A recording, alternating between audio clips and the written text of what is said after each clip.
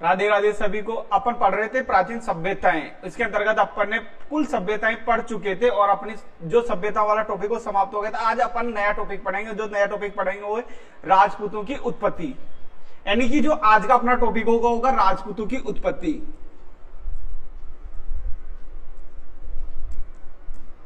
राजपूतों की उत्पत्ति।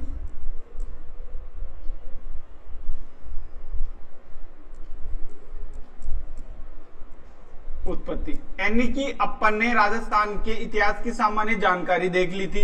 इसके बाद अपन ने प्राचीन सभ्यताएं देख ली थी, यानी कि प्रमुख सभ्यताएं अपन देख चुके थे। आज अपना नया टॉपिक स्टार्ट होगा राजपूतों की उत्पत्ति। चले शुरुआत करते हैं। आप सब तैयार हो पढ़ने के लिए? चले शुरुआत करते हैं। जो राजपूत शब्द है ना, संस्कृत भाषा के राजपूत शब्द संस्कृत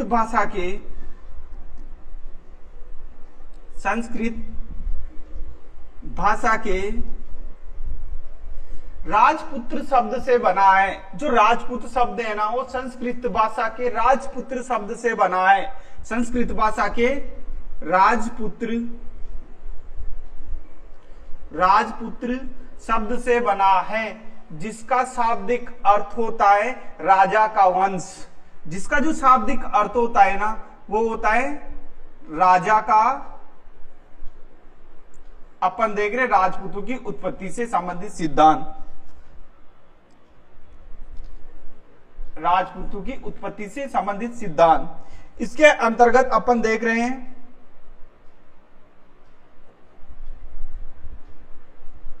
शुरुआत करते हैं अपन राजपूतों की। आज का जो अपना टॉपिक है वो है राजपूतों की उत्पत्ति से संबंधित सिद्धांत।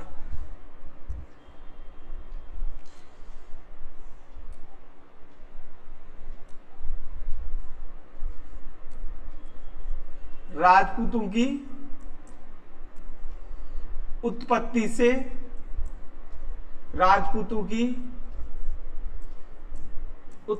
से संबंधित सिद्धांत, यानी कि जो राजपूत शब्द है ना संस्कृत भाषा के राजपुत्र से बना है। राजपूत शब्द संस्कृत भाषा के राजपुत्र शब्द से बना है। राजपुत्र शब्द है ना जो है संस्कृत भाषा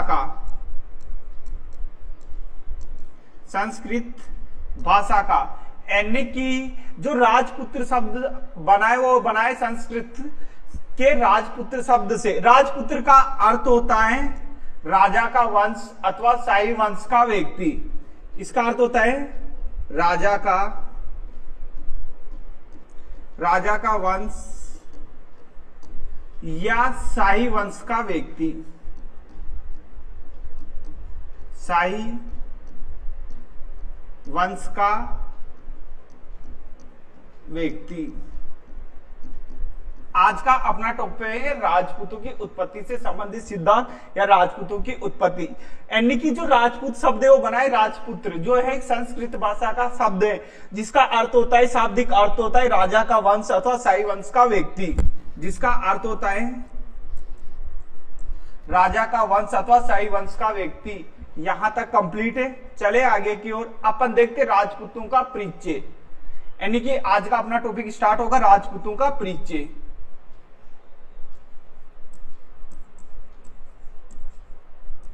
राजपूतों का परिचय अपन देखते 447 ईस्वी की बात है। 447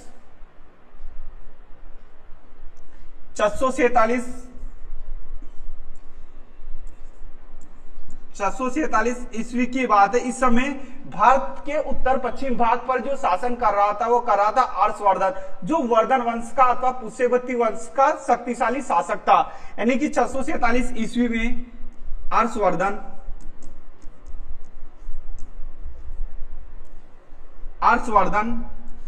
भारत के उत्तर पश्चिमी भाग पर शासन कर रहा था।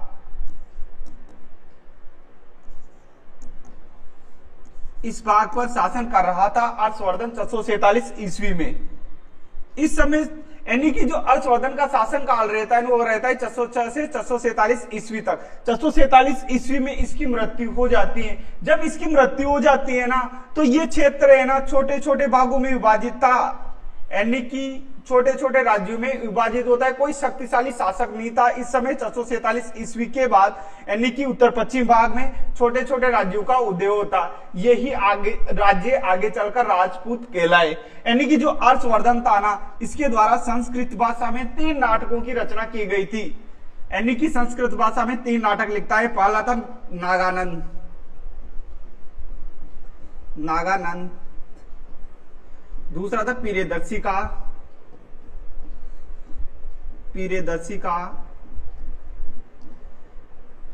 तीसरा था रत्नावली।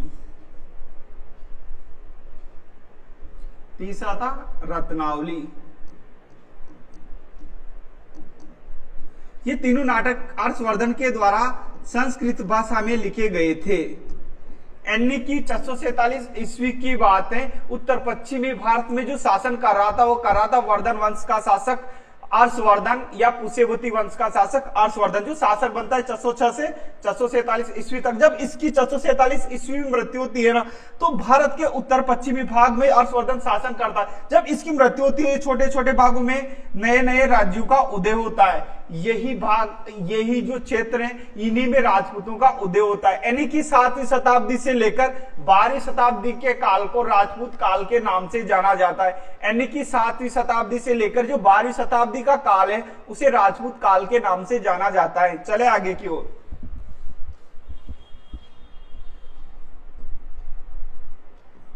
सातवीं शताब्दी से लेकर 12वीं शताब्दी के काल को राजपूत काल के नाम से जाना जाता है।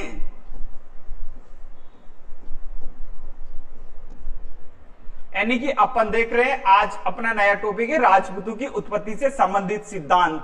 यानी कि राजपूतों की उत्पत्ति से संबंधित सिद्धांत अपन पढ़ रहे हैं। नया टॉपिक अपन ने पहले देखी राजस्थान की सामान्य जानकारी, उसके बाद देखी प्रमुख सभ्यताएं, राजस्थान की प्राचीन सभ्यताएं या प्रमुख सभ्यता। इसके बाद अपन देखने जा रहे हैं राजपूतों की उत्पत्ति से संबंधित। जो राजपूत शब्द है ना, संस्कृत भाषा के राजपुत्र से बना है, जिसका शाब्दिक अर्थ होता है राजा का वंश या शाही वंश का व्यक्ति। या यहां तक समझ में आया आप सभी को। चले आगे की ओर। यानी कि 447 ईस्वी में भारत पर उत्तर पश्चिमी भाग पर शासन कर रहा था वर्धन वंश का शासक हर्षवर्धन या पुष्यभूति वंश का शासक हर्षवर्धन। इसकी मृत्यु होती है 447 ईस्वी में। उस समय जो भारत का उत्तर पश्चिम, इसकी मृत्यु के बाद यानी कि जो छोटे छोटे क्षेत्रों में राज्य विभाजित था, उनको संगठित करने वाला कोई शासक नहीं था। यानी कि कोई शक्तिशाली शासक नहीं था। इसी कारण कुछ क्षेत्रों में अलग अलग राज्यों का प्रादुर्भाव होता है। यही राज्य अपनी साम्राज्य विस्तार करने के लिए एक दूसरे से लड़ते झगड़ते रहते थे। जो हर्षवर्धन था उसके द्वारा 3 नाटक लिखे गए थे। पहला था नागानंद, दूसरा था पीरेदर्शिका, तीसरा था रत्नावली। जो तीनों नाटक लिखे गए थे संस्कृत भाषा में। यहां तक समझ में आया आप सभी के कंप्लीट। चले आगे की ओर। यानी कि जो राजपूतों की उत्पत्ति से संबंधित जो सिद्धांत है वो 2 मत प्रचलित है। राजपूतों की उत्पत्ति से संबंधित 2 मत प्रचलित है। पहला मत विदेशी, दूसरा है स्थानीय अथवा भारतीय। देखते आगे की ओर, चलते आगे।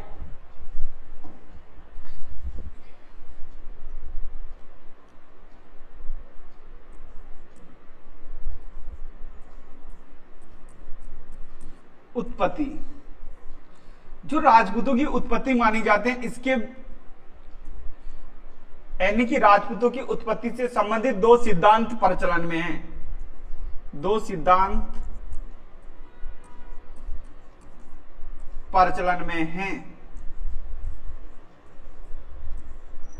2 सिद्धांत प्रचलन में। पहला सिद्धांत, इन 2 सिद्धांतों में पहला सिद्धांत है विदेशी मत।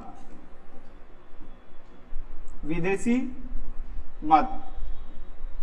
और दूसरा जो सिद्धांत है ना, वो है स्थानीय मत अथवा भारतीय मत। भारतीय अथवा स्थानीय मत।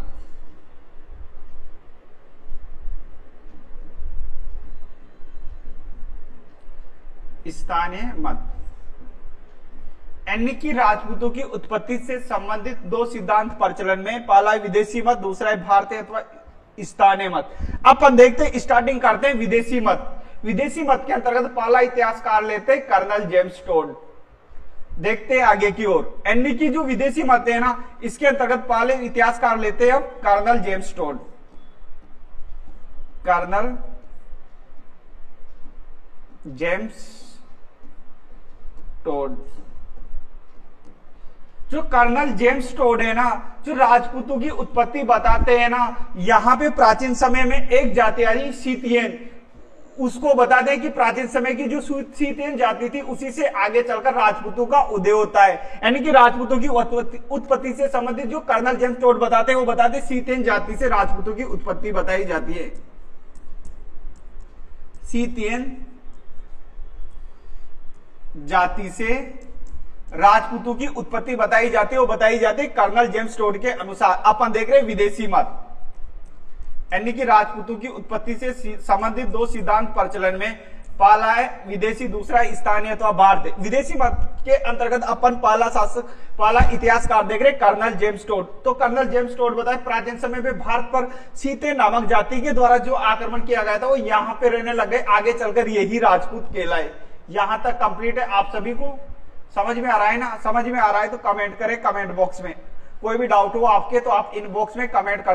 अपन जो भी पढ़ रहे हैं ना, तो इसके अगर आपको हेड रिटन नोट्स चाहिए तो आप डीजे क्लासेस नाम से टेलीग्राम पर सर्च कर सकते हैं, वहां पर आपको हेड रिटन नोट्स मिल जाएंगे इन सभी टॉपिक के। चले आगे की ओर, अपन देख रहे हैं विदेशी मत। विदेशी मत के अंतर्गत कर्नल जेम्स टोड बताते हैं कि जो राजपूतों की उत्पत्ति बताई जाती है वो बताई जाती है सीतियन जाति से। इसके बाद अपन देखते हैं दूसरे विदेशी इतिहासकार स्मिथ।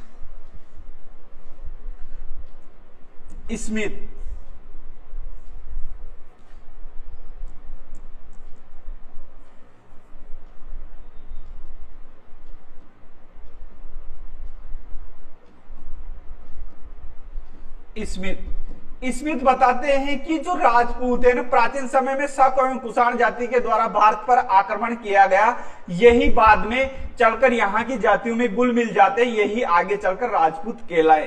यानी कि स्मिथ के अनुसार जो शक और कुषाण प्राचीन समय में भारत पर आक्रमण करते और यही रहने लग जाते और यहाँ की जातियों में गुल मिल जाते, यही आगे चलकर कहलाए राजपूत। चले आगे की ओर, विदेशी सेकंड मत के अनुसार जो यहाँ पर शक एवं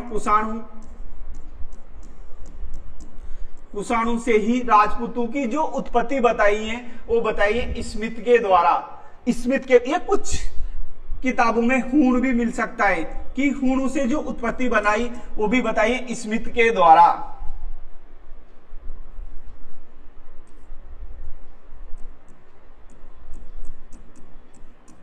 यानी अपन देख रहे राजपूतों की उत्पत्ति से संबंधित सिद्धांत, पहला विदेशी मत, दूसरा स्थानीय तो भारत। विदेशी मत के अंतर्गत अपन ने पहला देखा कर्नल जेम्स टोड। जो राजपूतों की उत्पत्ति बताई जाती है इनके अनुसार वो बताई जाती है सीतियन जाति से, यानी कि प्राचीन काल में सीतियन जाति भारत पर आक्रमण करती है और आगे चलकर यही इन्हीं से राजपूतों की उत्पत्ति बताई जाती है। इसके बाद अपन देख रहे स्मिथ, ये भी विदेशी इतिहासकार है, तो यह बताते हैं कि प्राचीन समय में शक और कुषाण जाति के द्वारा भारत पर जो आक्रमण किया गया और वो यहां पर आकर ही बस जाते हैं और यही आगे चलकर राजपूत कहलाए। यहां तक कंप्लीट। चले आगे क्यों। इसके बाद अगला विदेशी इतिहासकार था कनिंघम।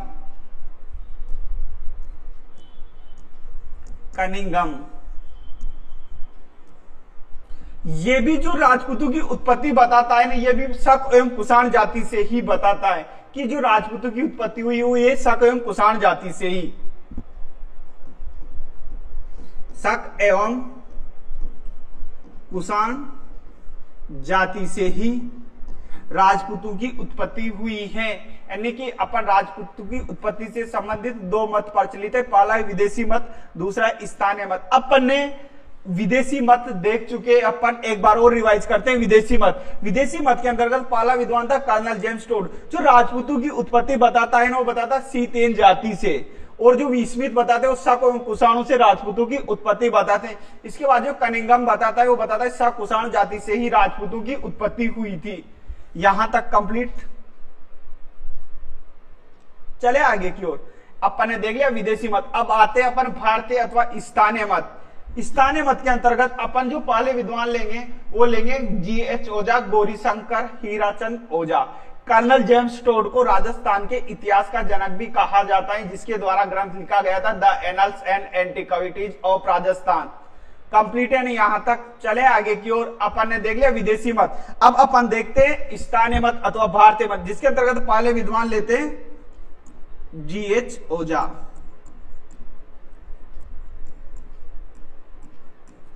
GH ओझा जो राजपूतों की उत्पत्ति बताते हैं ना, वो बताते हैं क्षत्रिय जाति से। क्षत्रिय जाति से यानी कि जो वर्ण है ना वो चार होते हैं, ब्राह्मण, क्षत्रिय, वैश्य और शूद्र। जो सेकंड नंबर की क्षत्रिय जाति है ना, इसी से राजपूतों की उत्पत्ति बताई जाती है गौरीशंकर हीराचंद ओझा के अनुसार। यहां तक कंप्लीट समझ में आया आप लोगों को। यानी कि स्थानीय मत के अनुसार अपन ने पहला विद्वान लिया था गौरीशंकर हीराचंद ओझा, जो राजपूतों की उत्पत्ति बताते क्षत्रिय जाति से। यानी कि वर्ण चार होते, ब्राह्मण, क्षत्रिय, वैश्य, उसमें सेकंड आता है क्षत्रिय। इन्हीं से राजपूतों की उत्पत्ति बताई जाती है गौरीशंकर हीराचंद ओझा के अनुसार। चले आगे की ओर। इसके बाद दो विद्वान आते हैं, गोपीनाथ शर्मा, गोपीनाथ शर्मा, डॉक्टर भंडारकर। एक विद्वान थे डॉक्टर भंडारकर।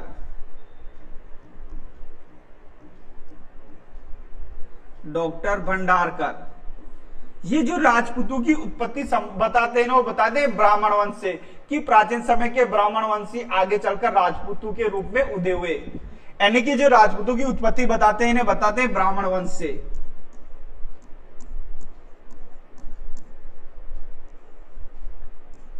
वंश से यानी कि अपन देख रहे स्थानीय इतिहासकार, जिसके अंतर्गत पहला देखा GH ओझा, जो उत्पत्ति राजपूतों की उत्पत्ति बताते हैं क्षत्रिय जाति से। इसके बाद गोपीनाथ शर्मा राजपूतों की या डॉक्टर भंडारकर राजपूतों की उत्पत्ति बताते हैं ब्राह्मण। क्योंकि ये दोनों ब्राह्मण थे तो इन्होंने राजपूतों की उत्पत्ति भी बताई ब्राह्मण वंश से संबंधित।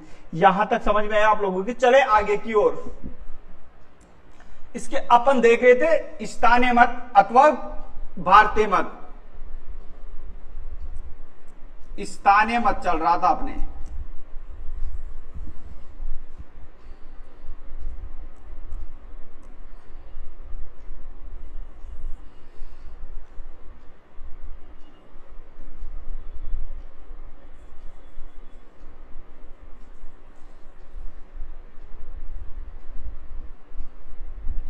स्थानीय मत यानी कि राजपूतों की उत्पत्ति से संबंधित जो सेकंड सिद्धांत चल रहा था अपने स्थानीय मत। अपन ने दो देख ले, गोपीनाथ शर्मा और भंडारकर के अनुसार जो राजपूतों की उत्पत्ति हुई है ना, वो ये ब्राह्मण वंश से संबंधित। जबकि गौरीशंकर हीराचंद ओझा के अनुसार जो राजपूतों की उत्पत्ति मानी जाती है ना, वो मानी जाती है क्षत्रियों से। यानी कि वर्ण चार है, उनके सेकंड स्थान आता है क्षत्रियों का, उनसे उत्पत्ति मानी जाती है गौरीशंकर हीराचंद ओझा के अनुसार। एक विद्वान आता है नयन चंद्र सूरी। नयन चंद्र सूरी, इनके द्वारा ग्रंथ लिखा गया था हमीर महाकाव्य। हमीर यानी कि एक विद्वान है नयन चंद्र सूरी, जिनके द्वारा ग्रंथ लिखा गया था हमीर महाकाव्य। हमीर महाकाव्य, हमीर महाकाव्य। इस ग्रंथ के अनुसार जो राजपूतों की उत्पत्ति बताई जाती है कि राजपूत सूर्यवंशी थे। जो राजपूतों की उत्पत्ति बताई जाती है तो इसमें बताया जाता है कि राजपूत सूर्यवंशी थे। राजपूत कौन थे? सूर्यवंशी थे। यहां तक समझ में आया। इसके बाद एक बात और देखते, सीवी वेद के अनुसार एक विद्वान थे सीवी वेद। सीवी वेद के अनुसार राजपूत वैदिक आर्यों की संतान थे। यानी कि एक तो देखा नयन चंद्र सूरी, उनके द्वारा ग्रंथ लिखा गया हमीर महाकाव्य। उनके अनुसार जो राजपूत थे वो थे सूर्यवंशी। जबकि सीवे वेद के अनुसार जो राजपूत थे वे थे वैदिक आर्यों की संतान। राजपूत वैदिक आर्यों की संतान। यहां तक समझ में आया आप सभी को। यानी कि अपन देख रहे राजपूतों से संबंधित है, राजपूतों की उत्पत्ति से संबंधित सिद्धांत। इसके अंतर्गत दो मत प्रचलित है, एक विदेशी और एक स्थानीय। अपन देख रहे विदेशी देख लिया, इसके बाद अपन स्थानीय देख रहे। स्थानीय के अंतर्गत अपन ने देखा नयनचंद्र सूर्य बताते हमीर महाकाव्य में सूर्य राजपूत सूर्यवंशी थे। इसके बाद सीवी वेद बताते वैदिक जो राजपूत थे वो वैदिक आर्यों की संतान थे। यहां तक समझ में आया। स्टार्टिंग अपन ने देखा था GH ओझा के अनुसार जो राजपूत थे वो थे क्षत्रिय, और गौरीशंकर हीराचंद ओझा राजपूतों को बताते थे क्षत्रिय वंश से संबंधित, और नयनचंद्र सूर्य बताते थे कि राजपूत सूर्यवंशी थे, जबकि सीवी वेद बताते वैदिक जो राजपूत थे वैदिक आर्यों की संतान थी। यहां तक समझ में आया। अब अपन देखते आगे की ओर, यानी कि एक सिद्धांत प्रचलित है अग्निकुंड का सिद्धांत, जो दिया गया था चंद बरदाई के द्वारा। ग्रंथ का नाम था पृथ्वीराज रासो। यानी अपन देखते हैं सिद्धांत अग्निकुंड का सिद्धांत।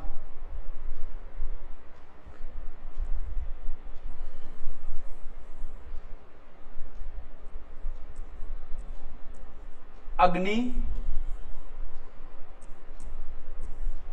कुंड का सिद्धांत,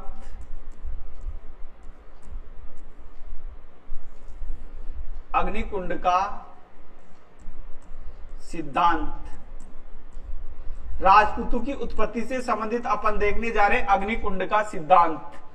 जो अग्निकुंड का सिद्धांत है ये दिया गया था चंद बरदाई के द्वारा। जिस ग्रंथ में दिया गया था उस ग्रंथ का नाम था पृथ्वीराज रासो।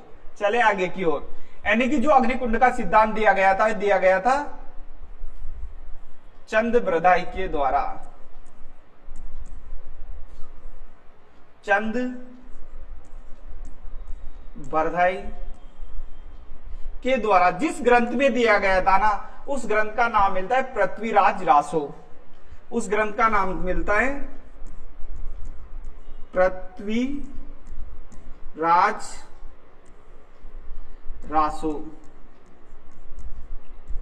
यानी कि अपन देख रहे हैं स्थानीय मत के अनुसार अग्निकुंड का सिद्धांत। जो अग्निकुंड का सिद्धांत दिया गया था ना वो दिया गया था चंद बरदाई के द्वारा। जिस ग्रंथ में दिया गया था उस ग्रंथ का नाम था पृथ्वीराज रासो, जबकि पृथ्वीराज विजय नामक ग्रंथ लिखा गया था जयानक के द्वारा। याद रखना, पृथ्वीराज रासो चंद बरदाई के द्वारा, जब भी पृथ्वीराज विजय जयानक के द्वारा लिखा गया था। यानी कि एक ग्रंथ का नाम मिलता है पृथ्वीराज विजय।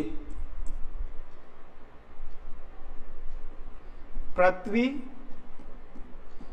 राज विजय जो लिखा गया था जयानक के द्वारा, जो लिखा गया था जयानक के द्वारा। चले आगे की ओर, अपन देख रहे अग्निकुंड का सिद्धांत जो दिया गया था चंद बरदाई के द्वारा। जिस ग्रंथ में दिया गया था उस ग्रंथ का नाम है पृथ्वीराज रासो। कहा जाता है कि पृथ्वी पर अत्याचार ज्यादा हो गया था तो वशिष्ठ मुनि के द्वारा आबू पर्वत पर एक यज्ञ किया जाता है। इस यज्ञ से 4 जातियों की उत्पत्ति बताई जाती है। यानी कि पृथ्वी पर अत्याचार अधिक होने के कारण वशिष्ठ मुनि के द्वारा आबू पर्वत माउंट आबू में एक यज्ञ किया जाता है। उस यज्ञ से 4 जातियों की उत्पत्ति बताई जाती है। उन्हीं से राजपूतों की उत्पत्ति बताई जाती है। यानी कि जो वशिष्ठ मुनि थे इस चंद पृथ्वीराज रासो के अनुसार वशिष्ठ मुनि द्वारा यज्ञ किया गया था आबू पर्वत पर। वशिष्ठ मुनि यज्ञ करते हैं आबू पर्वत पर। आबू पर्वत पर, यानी कि अपन देख रहे अग्निकुंड का सिद्धांत जो दिया गया था चंद बरदाई के द्वारा पृथ्वीराज रासो नामक ग्रंथ में। इसके अनुसार वशिष्ठ मुनि यज्ञ करते हैं माउंट आबू पर या आबू पर्वत पर कि पृथ्वी पर जो अत्याचार बढ़ गया था तो उसको समाप्त करने के लिए इनके द्वारा यज्ञ का आयोजन किया जाता है आबू पर्वत पर। यहां से 4 जातियों की उत्पत्ति बताई जाती है। यहां तक समझ में आपके। चले आगे की ओर देखते हैं। अग्निकुंड के अनुसार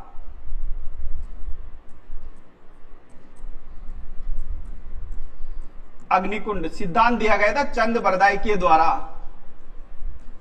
चंद बरदाई के द्वारा अग्निकुंड का सिद्धांत दिया गया था। यहां से जो 4 जातियों का 4 जातियां उत्पन्न होती है ना अग्निकुंड से पाली जाती थी। प्रतिहार, प्रतिहार। इसके बाद जो दूसरी जाति थी ना वो थी चौहान। चौहान यानी अग्निकुंड से उत्पन्न होने वाली जातियां पहली थी प्रतिहार, दूसरी थी चौहान, तीसरी थी परमार। तीसरी थी परमार। इसके बाद जो चौथी थी वो थी चालुक्य अथवा सोलंकी। यानी कि अपन देख रहे हैं राजपूतों की उत्पत्ति से संबंधित सिद्धांत जो दिया गया था, अग्निकुंड का प्रसिद्ध सिद्धांत जो दिया गया था चंद्रबरदाई के द्वारा, जिस ग्रंथ में दिया गया था उस ग्रंथ का नाम था पृथ्वीराज रासो। उस ग्रंथ का नाम था पृथ्वीराज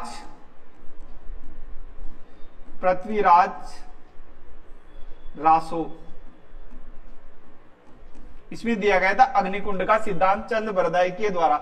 इस अग्निकुंड से 4 जातियों की उत्पत्ति होती है। पहला थी प्रतिहार, इसके बाद दूसरी थी चौहान, तीसरी थी परमार और चौथी चालुक्य अथवा सोलंकी। यानी कि जो प्रतिहारों के द्वारा जो शासन किया गया था ना वो किया गया था गुजरात पर। यानी कि प्रतिहारों के द्वारा शासन किया गया था गुजरात पर। गुजरात पर इसी कारण इनका नाम पड़ जाता है गुज्जर प्रतिहार। नाम पड़ जाता है आगे चलकर गुज्जर प्रतिहार। गुज्जर प्रतिहार। समझ में आ रहा है कि जो राजपूत शासन करते हैं ना स्टार्टिंग में वो करते हैं उत्तर पश्चिमी भाग पे, भारत के जहां पे हर्षवर्धन के द्वारा शासन किया जा रहा था। हर्षवर्धन की मृत्यु हो जाती है 647 ईस्वी में। इसके बाद राजपूतों की छोटी छोटी जातियों को उत्पन्न होती है, यही आगे चलकर राजपूत कहलाई। यहां तक समझ में आया आप लोगों को। चले आगे की ओर। अपन देख रहे थे चंद्रबरदाई के द्वारा जो ग्रंथ दिया गया था, अग्निकुंड का सिद्धांत दिया गया था, उनके अनुसार अग्निकुंड से 4 जातियों की उत्पत्ति बताई जाती है। पहली थी प्रतिहार, दूसरी थी चौहान, तीसरी थी परमार और चौथी थी चालुक्य अथवा सोलंकी। यहां तक समझ में आया। जो प्रतिहार शासन कर रहे थे उस समय गुजरात पर कर रहे थे, इसी कारण आगे चलकर इन्हें कहा जा रहा है गुज्जर प्रतिहार। कंप्लीट यहां तक। चले आगे की ओर। चौहान। जो चौहान शासन कर रहे थे ना वो कर रहे थे दिल्ली और राजस्थान पर। दिल्ली और राजस्थान पर कौन शासन कर रहे थे? ये शासन कर रहे थे चौहान। कंप्लीट यहां तक। चले आगे क्यों? यहां तक समझ में आ रहा है ना आप सभी को? कोई डाउट हो तो आप इनबॉक्स में कमेंट कर सकते हो। यहां तक कंप्लीट है आप सभी को?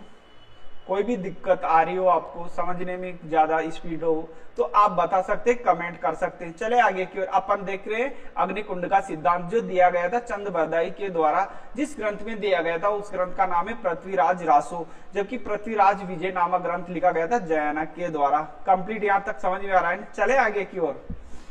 अपन देख रहे प्रतिहार ने शासन किया था गुजरात पर। गुजरात इसी कारण कहा गया गुज्जर प्रतिहार। इसके बाद जो चौहान शासन कर रहे थे दिल्ली और राजस्थान पर। जो चौहानों का सबसे प्रतापी शासक माना जाता है वो माना जाता है पृथ्वीराज चौहान को, जो 1192 ईस्वी तक शासन करते अजमेर प्लस दिल्ली पर, और 1192 ईस्वी में तराइन के द्वितीय युद्ध में पराजित हो जाते हैं मोहम्मद गौरी से। इसी के बाद राजपूतों का शासन या चौहानों का शासन समाप्त हो जाता है। यहां तक समझ में आया? इसके बाद अपन देख रहे हैं परमार। जो परमार शासन कर रहे थे ना वो कर रहे थे मालवा पर। परमारों का शासन था मालवा और धार। इस समय धार शिक्षा की नगरी के नाम से जाना जाता था। यानी कि जो इस समय ना धार है ना शिक्षा की नगरी के नाम से जाना जाता था। कंप्लीट यहां तक। इसके बाद अपन चालुक्य अथवा सोलंकी, यानी कि प्रतिहारों का गुजरात पर शासन समाप्त होने के बाद वहां पर शासन किया जाता है सोलंकियों द्वारा। वहां पर शासन किया जाता है सोलंकियों द्वारा। यहां तक समझ में आया? कंप्लीट। चले आगे की ओर। यानी कि जो अग्निकुंड का सिद्धांत दिया गया था चंद्रबरदाई के द्वारा पृथ्वीराज रासो नामक ग्रंथ में। जो पृथ्वीराज रासो नामक ग्रंथ है ना ये कुल 18 भागों में विभाजित था। कुल 18 भागों में विभाजित पृथ्वीराज रासो नामक ग्रंथ कुल 18 भागों में विभाजित था। इसके कुल यानी 8 भाग तो खुद चंद बरदाई के द्वारा लिखे गए थे, 6 भाग इसकी पुत्री राजाबाई के द्वारा लिखे गए थे और 4 भाग इसके पुत्र जलहन के द्वारा लिखे गए थे। अपन देख रहे पृथ्वीराज रासो, जो पृथ्वीराज रासो है ना कुल 18 भागों में विभाजित था, जिसमें से चंद बरदाई के द्वारा तो 8 भाग लिखे गए थे। 8 भाग तो चंद बरदाई ने खुद लिखे थे, 6 भाग इसकी पुत्री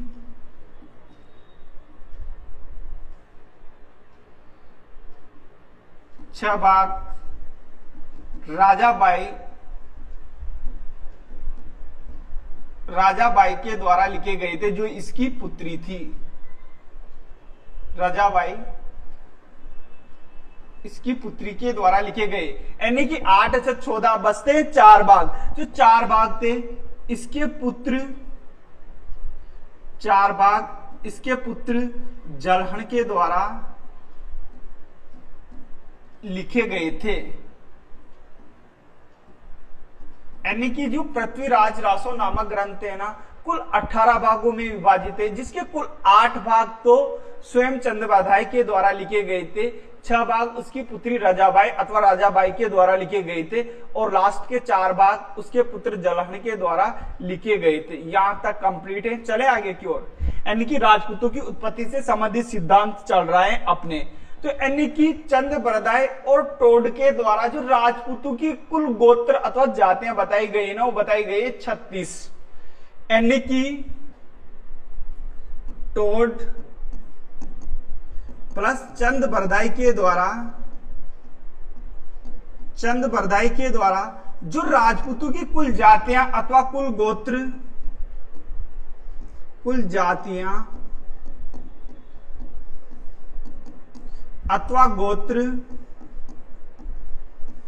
कुल 36 बताए जाते हैं। 36 बताए जाते हैं, यानी कि कर्नल जेम्स टोड और उसका साथी था चंद बरदाई, या चंद बरदाई और कर्नल जेम्स टोड के द्वारा जो राजपूत थे ना, इनकी कुल 36 जातियां अथवा 36 गोत्र बताए जाते हैं। ये बताए जाते हैं टोड और चंद बरदाई के द्वारा। इनमें से आगे चलकर जो चौहान वंश था ना, इसकी ये कुल 24 शाखाओं में विभाजित हो जाता है। आगे चलकर 24 भागों में विभाजित हो जाता है चौहान वंश। यहां तक समझ में आया आप लोगों को। अपन देख रहे अग्निकुंड का सिद्धांत जो दिया गया था चंद बरदाई के द्वारा, जिस ग्रंथ में दिया गया था उसका नाम था पृथ्वीराज रासो। इसमें दिया गया था प्रसिद्ध अग्निकुंड का सिद्धांत। इनके अनुसार पृथ्वी पर अत्याचार बढ़ गया था, तो उस अत्याचार को समाप्त करने के लिए वशिष्ठ मुनि के द्वारा आबू पर्वत पर एक यज्ञ किया जाता है। उससे 4 जातियां उत्पन्न होती हैं। उसके अंतर्गत अपन ने पहली जाति देखी थी प्रतिहार, जो शासन करते हैं गुजरात पर, और वहीं से आगे चलकर इनका नाम पड़ जाता है गुज्जर प्रतिहार। इसके बाद आते सेकंड जो अग्निकुंड से उत्पन्न हुए थे ना, होती चौहान वंश। चौहान वंश जो शासन करते हैं वो भारत के दिल्ली पर और राजस्थान पर शासन किया जाता है चौहानों के द्वारा। इसके बाद अगले आते परमारों के द्वारा जो शासन किया गया था ना, वो मालवा और धार पर शासन किया गया था। उस समय धार शिक्षा के प्रमुख केंद्र के रूप में जाना जाता है। यहां तक समझ। इसके बाद लास्ट आता चालुक्य अथवा सोलंकी, इनके द्वारा जो शासन किया गया था ना, वो किया गया था गुजरात पर। यहां तक समझ में आया आप। और चंद बरदाई और टोड के द्वारा जो राजपूतों की कुल जातियां बताई जाती है ना, वो बताई जाती है 36। आगे चलकर चौहान वंश अकेला एक कुल 24 जातियों अथवा 24 गोत्रों में विभाजित हो जाता है। यानी कि जो आज पढ़ा आप लोगों के समझ में आया। एक बार अपन रिवाइज कर लेते हैं शुरू से, इसके बाद देखेंगे आगे। यानी आज अपन ने स्टार्ट किया था राजपूतों की उत्पत्ति से संबंधित सिद्धांत। जो राजपूत शब्द है ना, ये बनाए संस्कृत भाषा के राजपुत्र से, जिसका अर्थ होता है राजा का पुत्र अथवा राजा का वंश अथवा शाही वंश का व्यक्ति। यानी 647 ईस्वी की बात है। उस समय भारत पर उत्तर पश्चिमी भाग पर वर्धन वंश का शासक हर्षवर्धन शासन कर रहा था, या पुष्यभूति वंश का शासक हर्षवर्धन शासन कर रहा था। इसका शासन कार्य 606 से 647 ईस्वी तक रहता है। 647 ईस्वी में इसकी मृत्यु हो जाती है। मृत्यु होने के बाद वो जो उत्तर पश्चिमी भाग वाला राज्य है ना, छोटे छोटे क्षेत्रों में विभाजित हो जाता है। यहीं से राजपूतों की उत्पत्ति होती है। तो जो राजपूतों की उत्पत्ति बताई जाती है, राजपूत काल बताया जाए, वो बताया जाता है 7वीं शताब्दी से 12वीं शताब्दी के काल को राजपूत काल के नाम से जाना जाता है। यहां तक समझ में आया आप लोगों के। यानी कि चलते आगे की ओर, इसके बाद अपन ने देखा था राजपूतों की उत्पत्ति से संबंधित दो सिद्धांत या दो मत प्रचलित है, एक है विदेशी मत, एक है स्थानीय मत अथवा भारतीय मत। विदेशी मत के अंतर्गत अपन ने देखा पहला colonel James Tod. Colonel James Tod जो राजपूतों की उत्पत्ति बताते हैं, बताते हैं सीतेन जाति से, यानी प्राचीन समय में सीतेन जाति के द्वारा भारत पर आक्रमण किया गया और आगे चलकर यही राजपूत कहलाए। कंप्लीट है, यहां तक चले आगे क्यों। इसके बाद दूसरा इतिहासकार आता है स्मिथ। स्मिथ बताता है कि प्राचीन समय में शक और कुषाण जाति के द्वारा भारत पर जो आक्रमण किया गया था, कुछ समय बाद ये जातियां यहाँ की जातियों में घुल मिल जाती हैं और यही आगे चलकर राजपूत कहलाए। इसके बाद अगला इतिहासकार देखा था कनिंघम। कनिंघम भी राजपूतों की उत्पत्ति बताता है, वो बताता है शक एवं कुषाण जाति से। ये था विदेशी मत। इसके बाद अपन ने देखा था स्थानीय मत। स्थानीय मत के अंतर्गत अपन ने पहला मत देखा था गौरीशंकर हीराचंद ओझा, जिन्हें राजस्थान के इतिहास का वास्तविक जनक भी कहा जाता है। इनके अनुसार जो राजपूत थे ना, राजपूतों की उत्पत्ति बताई जाती है 17 जाति, वर्णों की संख्या 4 है, ब्राह्मण 17 वैश्य, यानी कि जो सेकंड नंबर पर 17 जाति आते हैं उन्हीं से राजपूतों की उत्पत्ति बताई जाती है गौरीशंकर हीराचंद ओझा के अनुसार। इसके बाद आपका ने देखा था गोपीनाथ शर्मा और डॉक्टर भंडारकर के अनुसार, ये बताते हैं कि राजपूतों की जो उत्पत्ति हुई है प्राचीन समय के ब्राह्मण वंश से ही राजपूतों की उत्पत्ति मानी जाती, क्योंकि ये दोनों स्वयं ब्राह्मण थे, तो इन्होंने जो राजपूतों की उत्पत्ति बताई वो बताइए ब्राह्मण वंश से संबंधित। यहां तक कंप्लीट, चले आगे की ओर। इसके बाद देखा था अपन ने स्थानीय मत चल रहा था, नयन चंद्र सूरी के द्वारा ग्रंथ लिखा गया था हमीर महाकाव्य। इसमें जो राजपूतों की उत्पत्ति बताई, जो राजपूतों को बताया गया वो बताया गया है सूर्यवंशी। यहां तक कंप्लीट, चले आगे की ओर। इसके बाद अपन ने देखा सीवी वेद के अनुसार जो राजपूत थे वे वैदिक आर्यों की संतान थे, यानी कि राजपूतों को वैदिक आर्यों की संतान बताया गया सीवी वेद के द्वारा। यहां तक कंप्लीट, चले आगे की ओर। इसके बाद एक सिद्धांत था अग्निकुंड का सिद्धांत। प्रसिद्ध अग्निकुंड का सिद्धांत दिया गया था चंद्रबरदाई के द्वारा। जिस ग्रंथ में दिया गया था उस ग्रंथ का नाम है पृथ्वीराज रासो, जबकि पृथ्वीराज विजय नामक ग्रंथ लिखा गया था जयानक के द्वारा। पृथ्वीराज रासो ग्रंथ के अनुसार राजपूतों की उत्पत्ति बताई जाती कि पृथ्वी पर अत्याचार बढ़ जाने के कारण वशिष्ठ मुनि के द्वारा आबू पर्वत पर एक यज्ञ किया जाता है, जिससे 4 जातियां उत्पन्न होती हैं। उसके अंतर्गत पहली थी गुज्जर प्रतिहार, इसके बाद दूसरी थी चौहान, तीसरी थी परमार और लास्ट थी चालुक्य अथवा सोलंकी। देख लिया था यहां तक, चले आगे की ओर।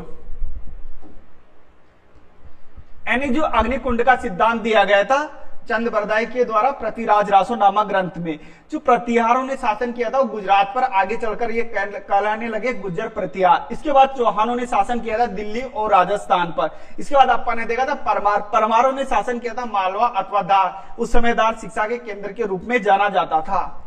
इसके बाद अपन देखा चालुक्य अथवा सोलंकी, यानी कि जो प्रतिहारों का शासन समाप्त होने पर गुजरात पर, तो उनके द्वारा शासन किया गया था। बाद में चालुक्य अथवा सोलंकियों के द्वारा गुजरात पर शासन किया गया था।